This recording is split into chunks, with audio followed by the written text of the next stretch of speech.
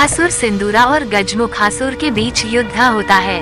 सिंदूरा सम्राट गजमुखासुर को परास्त कर देता है और असुर सिंदूरा को इंद्रलोक के पहरेदार रोकते हैं वो उन्हें परास्त कर देवताओं कहता है जो कुछ मैं पूछूं उसका उत्तर दो, नहीं तो तुम्हारे इंद्रलोक को ध्वस्त कर दूंगा मैं। शीघ्र बताओ क्यों एकत्र हुए थे तुम देवता कैलाश पर। दुष्ट असुर सबसे बड़ी भूल की तुमने यहाँ आकर, और अब मुझे ऐसे ही प्रश्न कर रहे हो। मैं तुम्हें इस तुम्हारे दुस्साहस का दंड दूंगा।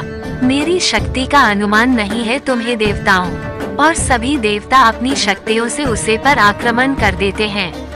तुम्हारी संयुक्त शक्ति भी मुझे कोई क्षति नहीं पहुंचा सकती, और वह सभी देवताओं को अपनी शक्तियों से बंदी बना लेता है। गणेश जी का पैर अन्न के घड़े में लग जाता है। माता पार्वती ये तुमने क्या किया, अन्न गिरा दिया। अन्न से तो हमें भोजन प्राप्त होता है, प्राण वायु के समान जीवन का स्रोत होता है ये अन्न, इसलिए हमें कभी भी अन्न का अपमान नहीं करना चाहिए। अब जो हो गया सो हो गया, भी मैं ये अन्न इस पात्र में डाल देती हूँ। तू आगे से ध्यान रहे पुत्र। गणेश जी मुझे क्षमा कर दीजिए माँ।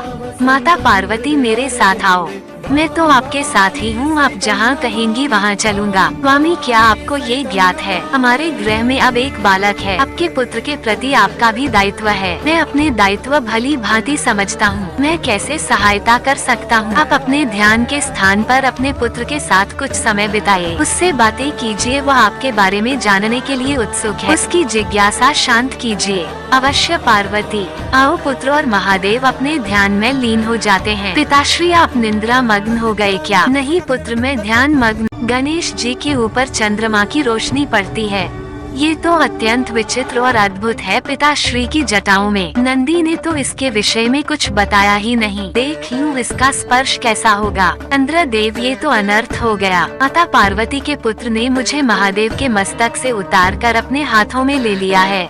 नहीं ये तो सर्वथा अनुचित है, बड़ी अद्भुत चमक है इसकी। इंद्रदेव माता पार्वती का पुत्र मुझे गुदगुदा कर प्रताड़ित कर रहा है। देवी पार्वती का पुत्र चंद्रमा के साथ क्रीड़ा कर रहा है, इसके परिणाम स्वरूप इस पर कोई संकट न आ जाए। और देवी सरस्वती अपने वीणा से राग वादन करने लगती हैं, और सभी देवगण मंत्र मुक्त हो जाते हैं, और गणेश जी चांद को अपने हाथों से ढक लेते हैं। विष्णुदेव यदि यह बालक चंद्र के साथ क्रीड़ा करता रहा तो प्रकृति पर इसका अत्यंत प्रतिकूल प्रभाव भी पड़ सकता है। क्या महादेव को ये ज्ञात भी है कि उनका पुत्र किसके साथ कैसी क्रीड़ा कर रहा है? गणेश जी जल में तो इसका प्रतिबिंब और भी सुंदर लग रहा है, इसे जल में डालकर तो और भी सुंदर दृश्य उत्पन्न होगा। समुद्रदेव क्या यह अनमोल मोती देवी पार्वती और उनके पुत्र को उपहार स्वरूप भेंट करेंगे? हाँ मंत्री जी मैं स्वयं कैलाश लेकर जाऊंगा। और गणेश जी चंद्र को पानी में डुबो देते हैं। समुद्र में हलचल मच जाती है। यह अकस्मात क्या हो रहा है? मेरे जल में ये कैसी हलचल हो रही है? और यह प्रकाश कैसा है? चंद्र यहाँ मेरे जल में क्यों है? मेरा जल अशांत हो उठा है उनके आगमन से, अब पुनः सब शांत हो चुका है। ये चंद्र क्या करने का प्रयास कर रहे हैं? कैसी क्रीड़ा है उनकी? महादेव क्या हुआ नंदी? प्रभु चंद्रशेखर नहीं है। प्रभु भला ऐसा कौन कर सकता है कि आपके शीश से चंद्र ले जाए? इतना साहस? महादेव अवश्य मेरा पुत्र ही चंद्र को ले गया होगा। कौतूहल बस उसने चंद्र को ले लिया होगा। यदि मैं अपने गणों को ये बात बता दूंगा तो वह चंद्र को लौटा कर लाने के लिए तैयार ही नहीं होंगे। तुम जाओ और